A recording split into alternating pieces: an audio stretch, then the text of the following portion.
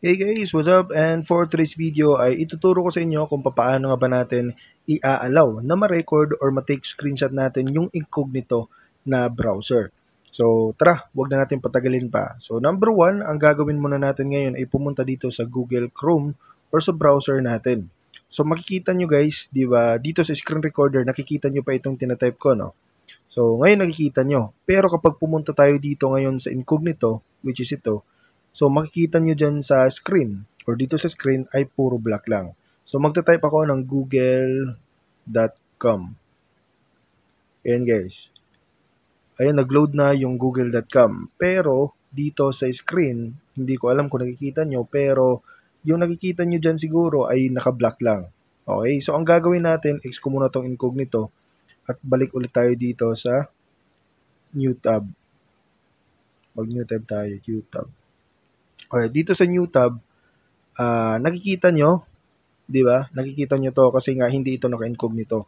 So, ano nga ba yung gagawin natin para makita natin yung incognito? So, napakasimple lang. Pumunta lang kayo dito, i-type nyo yung Chrome, tapos colon, dalawang forward slash, tapos flag.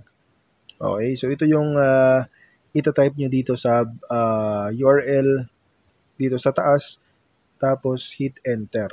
So dito guys, meron tayong makikitang experiment. So dito may dalawang available tsaka unavailable. So dito sa unavailable, hindi ito masyadong ginagamit. Ang gagamitin lang natin ay dito sa available. So ang gagawin lang natin or hahanapin natin yung may keyword na screenshot. Ito video decoding pala to. So hanapin lang natin yung may word na screenshot or incognito. Incognito, hindi pala siya naka alphabetical. So incognito guys. Oops, incognito screen recording yata 'yun eh. So hanapin lang natin. So napakadali lang 'to guys. Mahirap lang 'tong hanapin dito. Oops. O ayun, meron palang search bar dito guys. Ngayon ko lang napansin. So ang gagawin natin ay hanapin natin yung screen recording.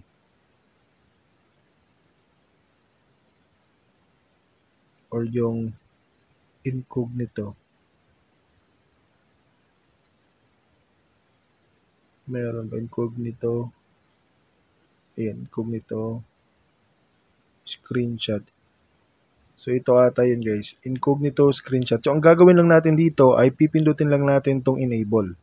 Tapos makikita natin dito na kailangan daw natin i-relaunch yung browser natin. So pag pinindot natin yung relaunch ay nagbago na. So ngayon punta tayo dito sa incognito.